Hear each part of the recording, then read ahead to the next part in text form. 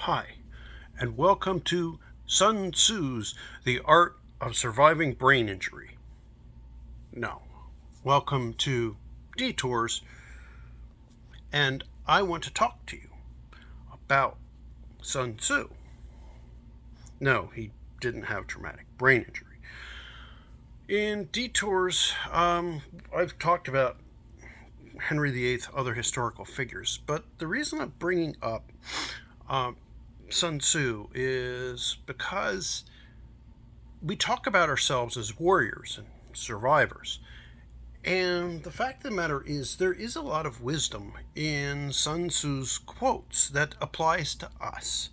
We are survivors, but we also describe ourselves as warriors. And a good warrior is aware of the enemy that they are fighting. And Sun Tzu points that out in a number of his quotes. And I would urge you to consider reading Sun Tzu's The Art of War, because it talks about what Sun Tzu's general, had recommended for his successors. He was obviously a very capable and successful general, but a lot of his philosophy applies as wisdom. He was a philosopher general, and a lot of what he had recommended or said is used in business and in other ways. And I would argue, heck, this would make a good book. Have at it if you're willing to. Sun Tzu's The Art of Surviving Brain Injury. I mean, there's other interesting variants of that one, Zen and the Art of Motorcycle Maintenance, or whatever the heck it is. So why not Sun Tzu's Surviving Brain Injury? I want to touch on a few quotes and explain how I see them as applying to us, we survivors. First of all, one of the things he said, a leader leads by example, not by force. This applies to us, maybe not in the leader sense of, like a company or a general or whatever, but certainly when we talk to other survivors who are new to this. And certainly not force in, but if we want to show others how to survive, it's best that we lead through our example of how we're doing it, how we're making it, what we're doing. And not by telling other people how we do it, but in how we live our lives. And this applies about how we get our treatments, how we handle things, and that we bleed with grace.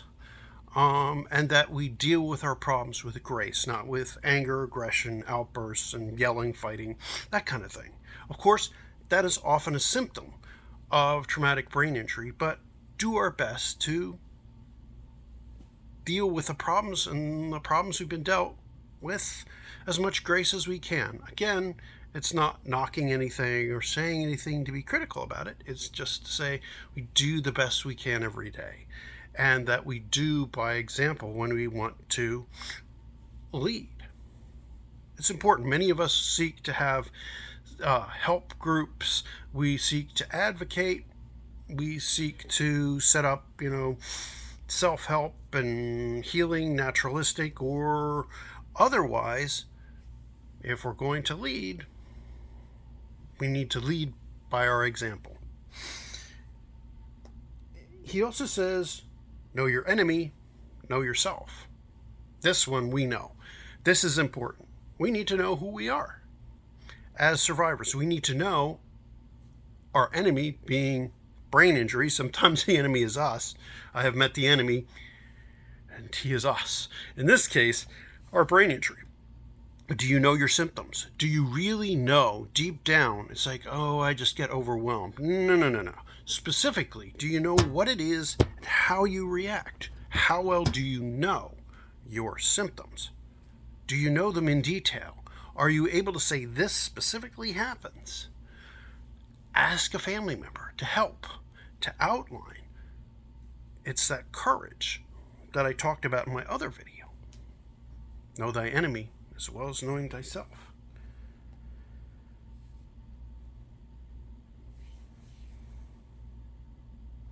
I have a list here. As some of these definitely work, Supreme excellence consists of breaking the enemy's resistance without fighting. But again, this is about strategy, planning, thinking ahead. Sometimes that's hard for us, but if you can come up with an answer to your problem without having to brute force it, definitely one of those things. You know, I like this quote, and this is a good one. You have to believe in yourself. That sums up what it is to be a survivor. At least to me it does. You have to believe in yourself. Everything else is lost. You are not a warrior if you don't believe in yourself, in your ability to overcome the challenge. Really, to me that is key.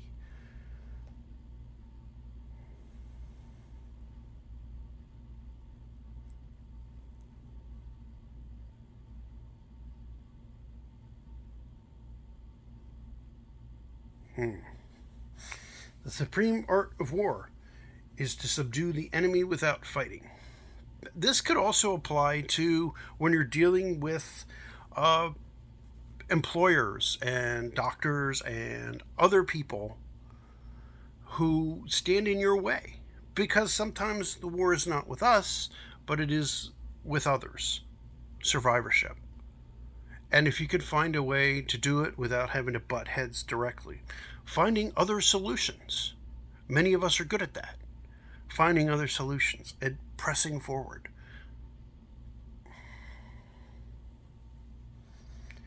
Victorious warriors win first, then go to battle. Defeated warriors go to battle, then they seek to win. Planning. If you're going to deal with a symptom, a problem, something out in the real world, plan first, then act. Take your time, gather your resources, then go. Again, yes, we have problems, but you know what? We've also got resources. Take the time that it takes, write things down, organize, then go after what it is that you want.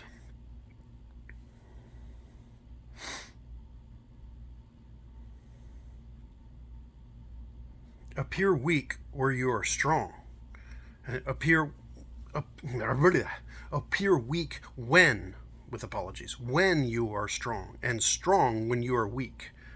Don't let them see you sweat, basically, is what that one boils down to. So, this applies to facing off against people, and it applies to yourself. Know when to take a rest and when to pull back, and know when to go in. Go when you've got the energy and the strength. That's when you go and you reach for that brass ring. Even the finest sword plunged into salt water eventually rusts. No matter what tools you have, no matter what you've got, no matter how good you are, time gets us all. No matter who you are. That's just life. No matter who or what, mortality comes for us all. And I think that's important to remember too. And that as we age, we're not what we once were. Even with brain injury, we still have that downward slide inevitable. And that's facing that reality. Keep your friends close and your enemies closer. Basically, know what people are doing around you. Do your best to be aware. Opportunities multiply as they are seized. Engage as you can. Get that adynamia treated. Get help for things. Because as you do and as you engage, as you take small steps, more and more things fall within your reach.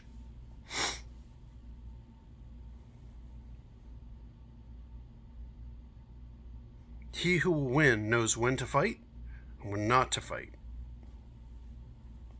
That seems like pretty straightforward wisdom to me. It's, again, know your own self. Know thine own self.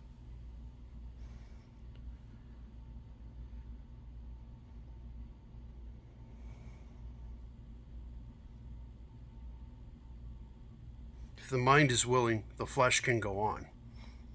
Again, it's about mental strength, that kind of determination, that fortitude.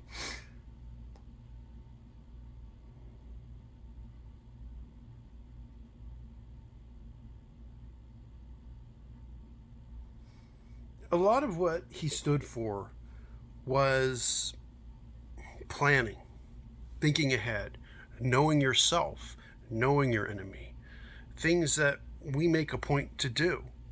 We seek to know ourselves. We seek to understand our own brain injuries, but it is important to do that, to plan ahead, to think ahead. And so I would definitely urge a reading of Sun Tzu, just because it applies a lot to how we deal with life with brain injury, a lot of the challenges, a lot of the things. And as we're new to this, and our families are new to this too, I would encourage them to read it too. It's a strange kind of topic to bring up today, but I definitely believe that so much of what he says applies. And so just a thought, just something to encourage you to, and to see how much of what he says does apply. Have a good day.